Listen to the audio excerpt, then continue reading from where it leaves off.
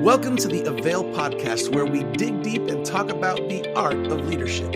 My name is Virgil Sierra, and today we're sitting down with Dr. Wayne Hammond. Dr. Hammond is the founder of Flourishing Life, an organization based in Canada that equips individuals and organizations to flourish, and he has over 25 years of experience in strengths-based positive psychology.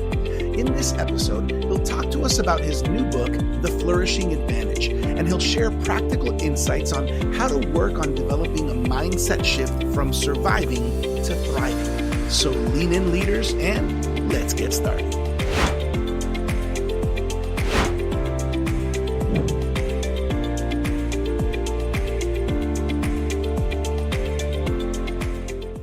Welcome back, everybody, to another episode of the AVAIL podcast, where we dig deep and talk about the art of leadership. My name is Virgil Sierra, lead pastor of Vertical Church, aka Iglesia Vertical in South Florida. We are one church, two languages.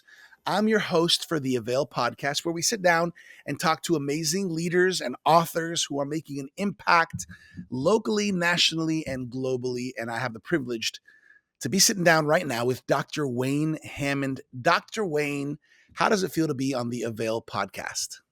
It's an amazing privilege to spend time with yourself, but with your audience as well. I get this chance to speak to many people around the world, but I'm just really looking forward to this more personal conversation about the concepts I believe in and some of these concepts that come from my faith as well as my practice. Yeah, I love the fact that what we're going to talk about today specifically is your newest book, The Flourishing Advantage, a mindset shift from surviving to thriving. I love everything I've already heard in conversations with you. And before we dive into why you wrote the book and some of the principles that I think are going to whet the appetite for a lot of people out there, especially leaders, can you tell us a little bit about yourself, Dr. Wayne, a little bit about who you are, where you are, and what you do? Yeah, well, my life journey has been that of a clinical psychologist. But before that, I actually went to Bible college, I went to seminary, and it was actually in my seminary experience that I realized that just because we had a faith belief didn't really mean that we actually thrived in life. And I had a practical experience in a church where I saw a congregation actually put their pastor in counseling for 2 years by the way they treated him, by the way they saw it. So that really shifted my paradigm about paths forward. And I actually decided to go back into psychology. So I kind of started back at the beginning and did my BA and got accepted into a clinical program. But even when I was in the clinical program, I had this faith belief that people created us for a purpose and that we all have amazing abilities. And if we actually just step out of our comfort zone in faith, in relationship with God, that we can actually thrive in amazing ways. But as a clinical psychologist, I was trained to sort of look at what's wrong in people as a starting point for change.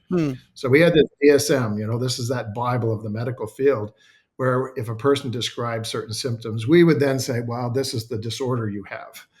And we're really good at telling people where they're not functioning well and putting a label to it. And what I found is in my practice, people actually started living up to those labels. If I said, you've got clinical depression, or you've got an anxiety disorder, or you've got a personality disruption, they would actually start acting that way, thinking that way, and it sort of became a self-fulfilling prophecy. And I thought, well, that really goes contrary to my belief about, who we are and why we were created and what our potential is. So I started to shift my thinking to this idea of a strength-based approach. What would it look like for us to actually engage people and start conversations and change, looking at what's right with people? And, it's kind of a simple concept. If you meet somebody and you actually start talking about what's wrong with them, usually it's fairly disruptive to the relationship. They don't see you as somebody they want to trust or want to be close to, as opposed to somebody who comes along and says, something, you're an amazing person. You just don't know it yet. And that's the adventure we're going to be on. So whether you're in therapy or leadership or whatever, your mindset of who people are is your starting point for how you're going to treat them, how you're going to interact with them, and how you're going to sort of influence them in a facilitating way forward. So as a clinical psychologist, I was moving out of my role of being the so-called expert that somebody could come to and get an answer to their problems. And I moved more to this idea that I actually believe if I listen the right way, if I focus on the right things, the solution for people is in their story. And so it Mm. was now learning the art of what people's aspirations were, what's their lived experience to date, what's their mindset orientation. And then my role now is more about facilitating a way of thinking, reframing, and inviting them into experiences where they can actually start actualizing the strengths that they have. And therefore, we've empowered them as opposed to creating dependency. And so that's been the shift over the last 30 years, moving away from trying to fix people to actually finding out what's right with people and empowering them on their own journey forward. I love that, Dr. Wayne.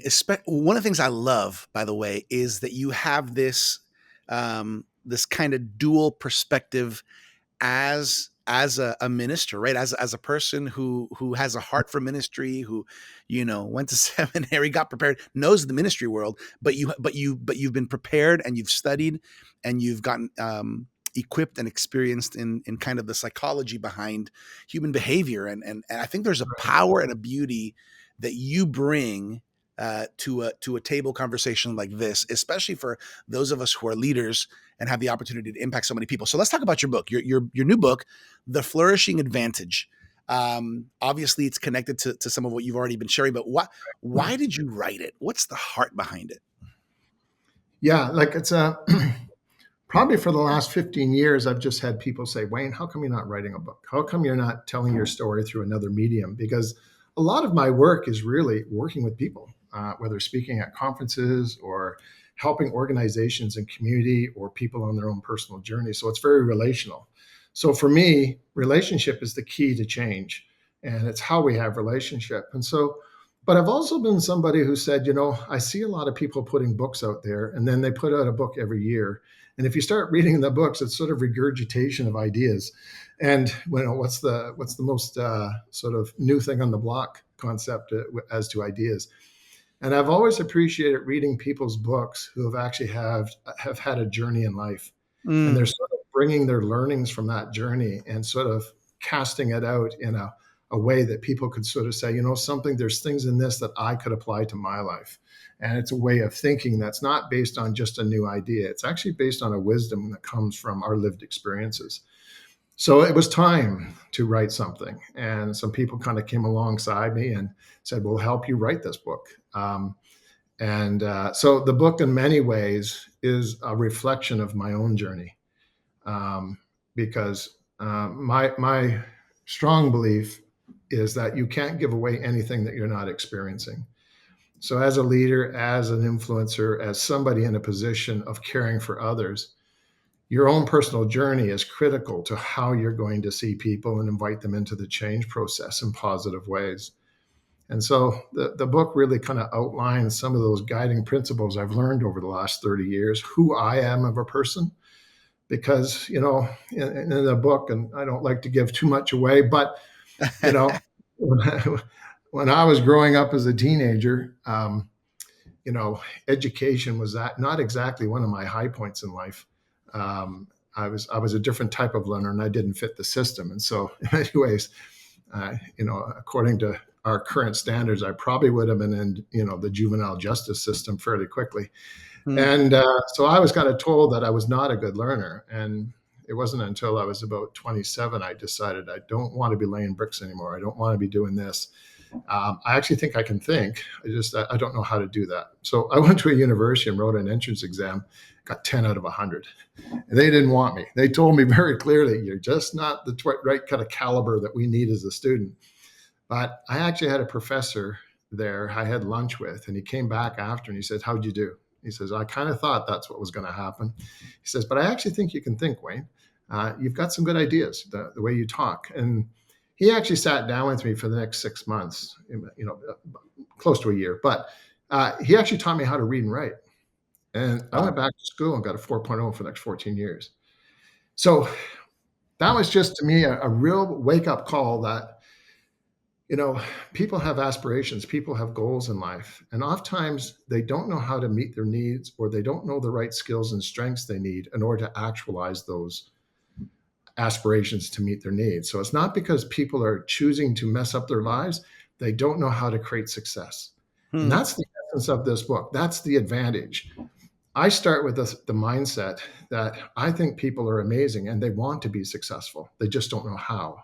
Therefore, that's our job, is to come alongside and help them to identify ways of, this is probably the need that you're wanting to address. Here's the strength or skill, and I'm going to provide an opportunity for you to practice that. And that all ties back to even my psychology of the brain science of how we learn. Hmm. How a person feels determines how they think. How they think determines what they're going to choose in their behavior. And if you repeat that behavior, it becomes their conviction. That's the simple journey. That's the way God designed us. And so a lot of what I practice isn't so much, oh, that's psychology. No, it's the way God designed us as human beings. And if you really think about it, a lot of what's in my book is a reflection of how Christ nurtured the leadership potential of the apostles. Wow. Aim, that amazing gift of the incarnation. It's all about connection. We wouldn't Hmm. have related to God if he came in any other form than a human being. And then during those 3 years, he inspired them. Now, here's apostles that you wouldn't have chosen to be the directors of your company, their backgrounds and all their so called faults. But yet, Christ saw this amazing potential in them and said, in time, you're going to learn. And so he inspired them, he reframed their experiences. And then he gave them an opportunity to start building their skills forward by giving them opportunities to try different things. And then at the end, he empowered them by saying, you are now ready to step out of your comfort zone. You're now going to go out into the world.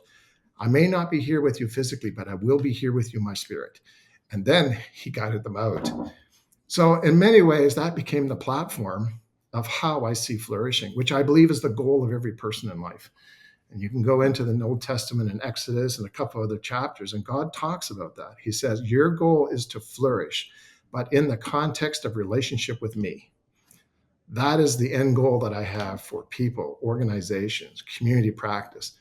And what I have found is that people really gravitate to this because you're talking about what might be, the possibilities of life, as opposed to saying, this is who you are, and you're not going to go any further than who you are now. Hmm. That's good. That's good. I love everything you're sharing, and I love it because in this podcast here on AVAIL Podcast, our goal is to whet the appetite because we want people to go get this book. We're going to tell them about how they can get it and all the other resources. But I'm intrigued, even when I look at the title, "The Flourishing Advantage." Obviously, flourishing catches my attention. So does advantage. Can we talk first about flourishing from your perspective and your experience? Yeah, Why would you say, because there's a lot of people flourishing, but there's a lot of people not flourishing. right. What are some of the reasons for this? Yeah. So flourishing is it's not a new concept. It's been out there. Martin Seligman was probably the father of positive psychology. So it comes out of a different branch of psychology that's more about deficit management as opposed to strengths oriented. Mm-hmm. But to me, flourishing is a person not so much just being happy, which is what the traditional view of flourishing is in society. I actually believe that flourishing is when people have a deep sense of contentedness. I like who I am, I know who I am, and I know that I can create success that's meaningful to me during the good times of life as well as the bad times of life. So, life is inevitably going to be the ebbs and flow of stressful situations or challenges or the unknown to things that you can do well and recreate and create success. So, for me, flourishing is when you're able to step into the unknown with a deep sense of confidence in who you are, what you were created for, and you have a way of creating meaningfulness and success in your life by drawing upon your strengths, but by stepping into the unknown, you actually discover new strengths. So there's this ongoing process of what I learned yesterday, I use today. What I learned today by stepping out of my comfort zone, I need for tomorrow. And that's that continuous journey of growing and evolving your potential. And so a lot of people in our society sort of say, well, if I retire at a certain age and I can live, I've created success. Or, I don't have a lot of stress in my life. With a lot of the people I work with, I actually tell them my job is to mess your life up. My job is to push you out of your comfort zone. Because if you're not out of your comfort zone, science shows us that you're actually not evolving new neural pathways that allows Wow. you to be creative, to be innovative. God created us with this amazing mind that has so much potential, but we're very limited because we limit our experiences by staying in our comfort zone. And therefore, we're not ready for those ebbs and flow of life or those unexpected circumstances that catch us off guard. I want to prepare people to embrace it with a smart risking mentality, but knowing how to draw upon their strengths, Mm. but then grow their potential by trying something different. So you mentioned something there that obviously I would say it's so human, right, to Yeah, like the comfort zone. However, there's something so powerful when we're willing to go beyond the comfort zone. yeah, Have you found um, what helps people be willing, to step out of that comfort zone? Because I find that just some people really like comfort. And obviously what you're saying is that there's a connection between truly flourishing and continuously flourishing. yeah, You can't be in your comfort zone, but so many of us like to be in the comfort zone. Can you speak to that a bit? yeah. So I think you're right, because our natural human tendency is to protect ourselves. We're designed for that. I've oftentimes said to people, your brain's designed to survive, not thrive. Because there's that amygdala part of the brain, which is at the back, the more primitive part. And it actually scans its environment 3 to 4 times every second looking for a threat. Wow. And your natural tendency is to walk into situations, sort of gauge the environment, and actually look for things that you're saying, I need to protect myself from that. Now, that's not wrong. It's if you're walking up to a street light and it's red and you step out and there's a car coming, that amygdala kicks into gear and sort of protects you.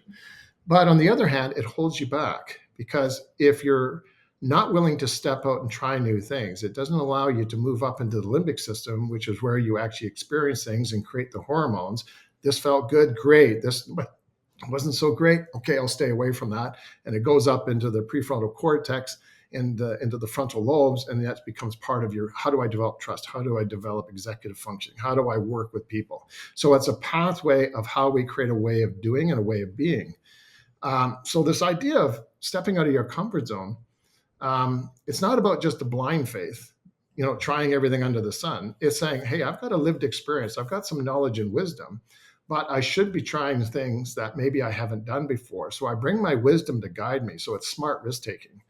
But I'm going to try some things that, if I make a mistake, that's actually how I learn. And a lot Hmm. of us have been taught through our education system, et cetera. If I don't get an A plus, I'm not a good student. If I don't get perfect on something, I'm not a good person.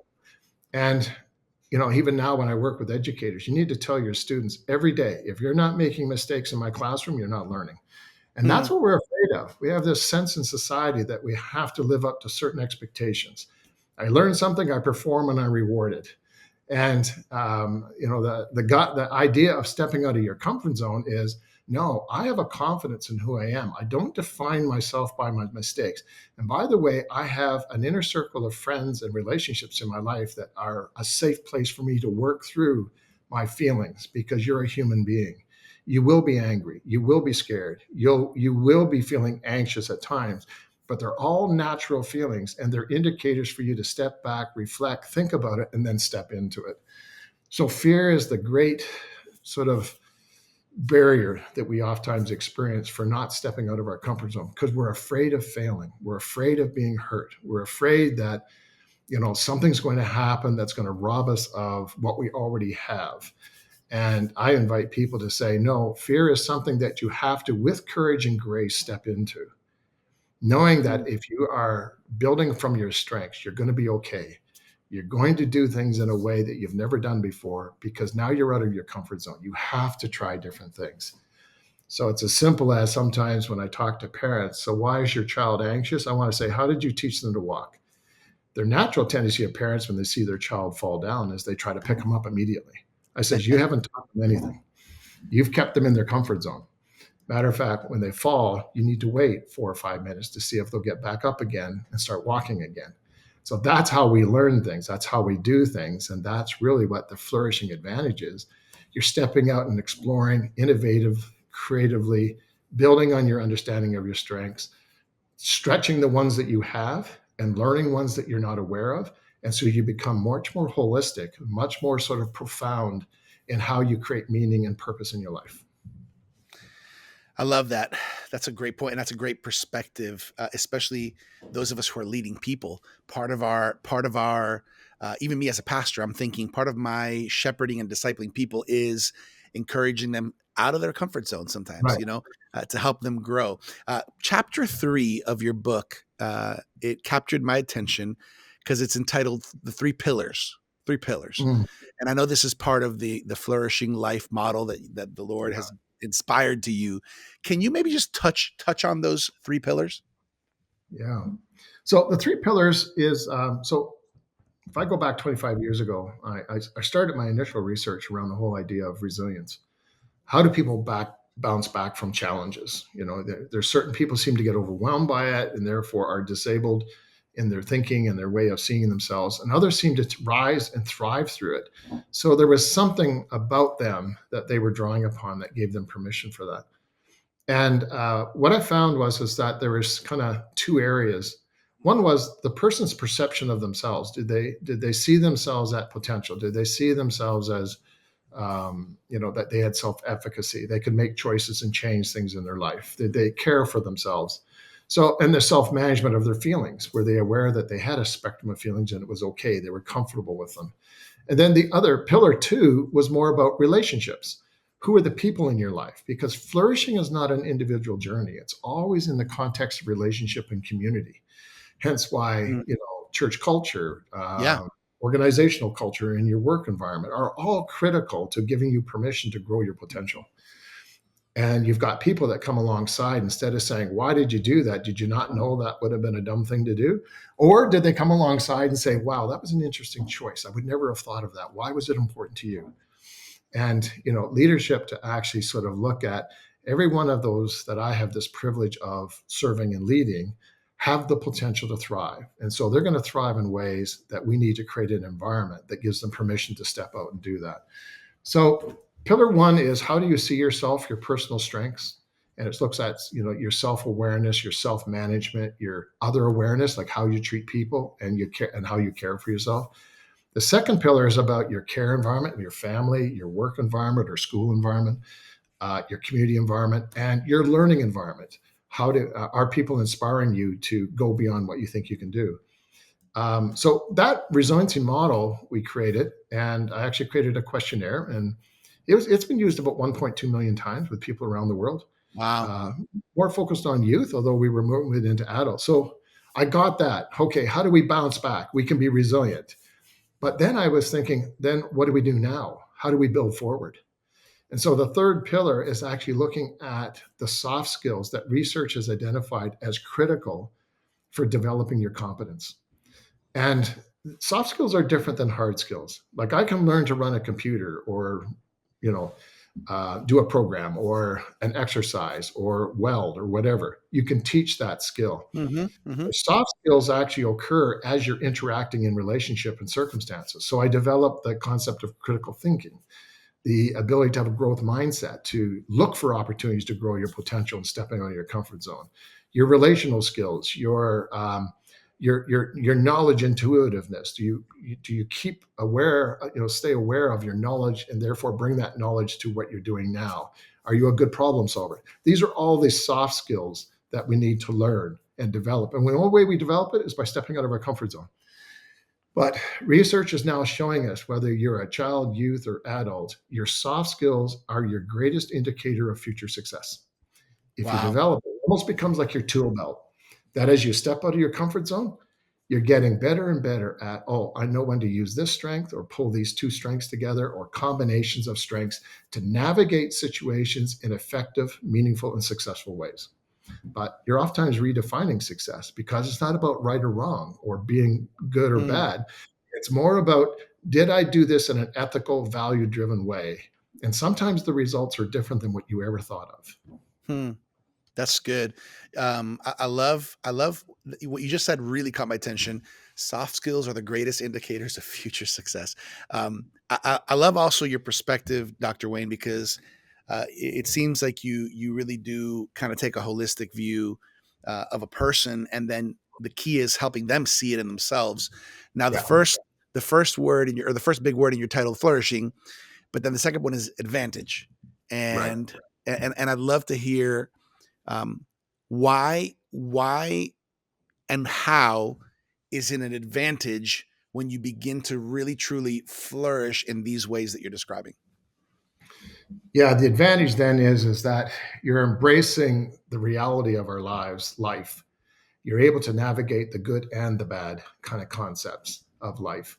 But you do it in a way that's meaningful. It's where you actually start to develop your sense of purpose. And probably the greatest curse we have in our society is that people don't know what their sense of purpose is. Why do they do what they do? What do they get excited about? Because that's where your passion really comes alive. When you're starting to engage in things that you know you're going to have a profound influence on, or you Mhm. sort of lose track of time because you're so excited about what you're working on. And so the advantage is that you actually start to live life. You start to realize that actually life's an adventure. Every day is a new opportunity to discover, to explore, to understand, meet people. But then also the art then is the advantage is that you're also now in a position to impact the lives of others. So in the Wow. book, I talk about four mindsets. You have a surviving mindset. You're just trying to get through the day. You're emotionally triggered by things very easily. You got a protecting mindset. You've got life experiences that have taught you not to trust people very well. Therefore, you Mhm. know something should be different, but you don't know how to get there. And then you got the strivers. These are the ones who are, hey, life's good. I'm okay. But boy, if a boomerang comes along and catches them off guard, they don't like stepping out of their comfort zone. They'll Mm. default back. And what I want is to people to thrive. I want you to step out with a sense of adventure, creativity, a sense of courage, because Mm. sometimes you need to do what's right, even though you may not feel like it. Yeah. But live in grace, knowing that you can't control everything.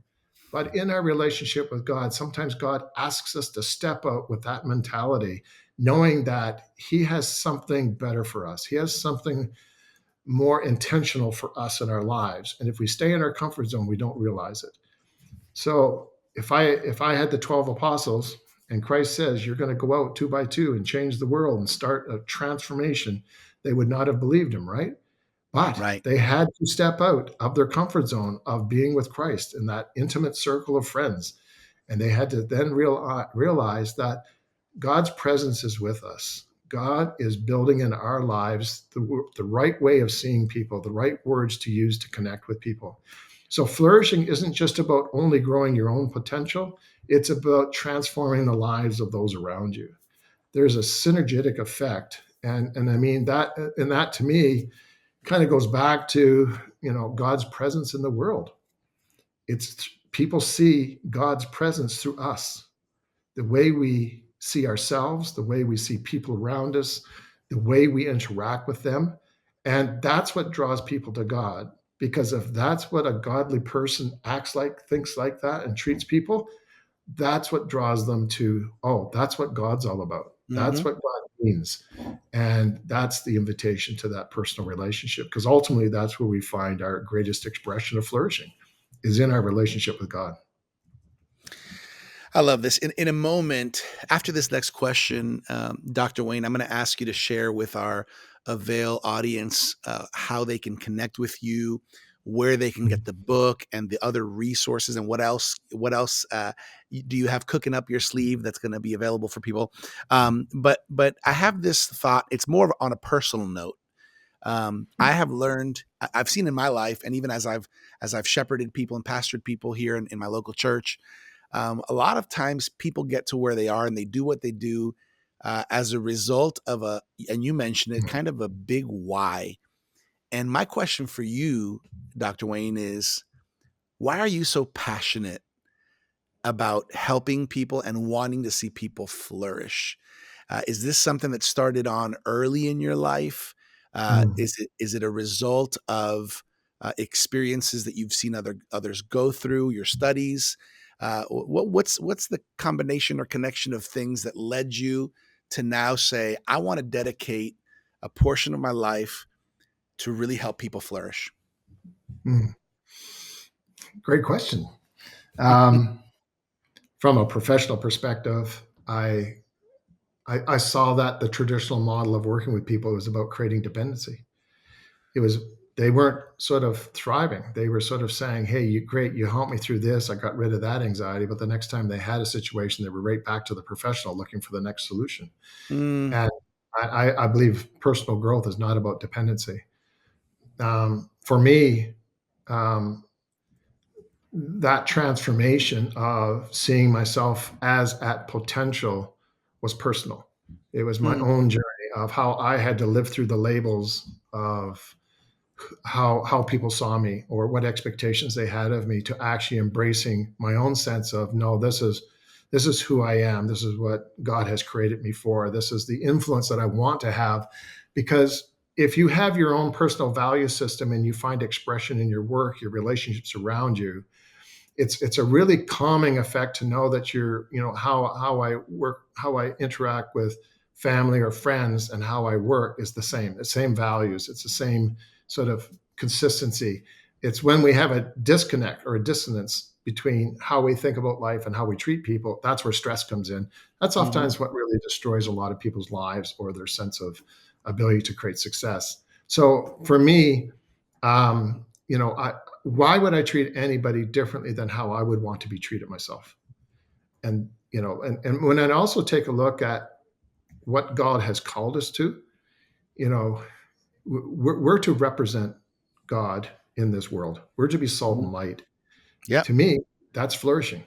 That if you are flourishing, you are then salt and light in this world. And because people are drawn to people who know how to reframe relationships, how to engage people that points to their potential as opposed to what's wrong with them. It's just a natural inclination of what a solid relationship looks like. And people are looking for that. They're looking for how Yeah. they can connect with something that says, something, you're an amazing person. You just don't know it yet. And we want to be part of your journey forward. I love that. I think that's a great word for so many leaders out there, and ministry leaders, marketplace leaders, pastors like myself. We have the opportunity to speak into the lives of so many people, to point them in directions, to put resources in their hands. And I Yeah. love that we now have your new book as one of those resources, The Flourishing Advantage. Dr. Wayne, can you share with our AVAIL audience, where can they go to get the book? Where can they go to learn more about what your the resources you offer and what your team does? Well, you can learn, in general, you can learn a lot about our organization and people at flourishinglife.com. I believe the book's coming out this is March, April, probably the middle of May. So Mhm. it'll be on our site, and you can order it. In many cases here, we're wanting to use it as a way to connect with people. So, it's oftentimes going to be just given to people because my goal in life is to inspire people. And if something like that can kind of trigger a thought or a way of thinking and a way of doing, then we've accomplished something. Um, but we're also, engaging with organizations out there about how do you um, nurture not only this at a personal level. So we have a Flourishing Life certification model coming up. It's a 9-session course that people can go through, and it's around their own personal exploration of who they are. We have a flourishing questionnaire that actually identifies as a baseline where you're at on your journey of flourishing. And so it gives you insight about your current understanding of your strengths and your areas that you can grow your potential and strategies to do that. And then part of that 9 series is really about helping people to say, where are you at in your journey? How can you build your own potential? But then what impact does that have in how you connect with family, work, friends, or roles that you might be engaged in? So,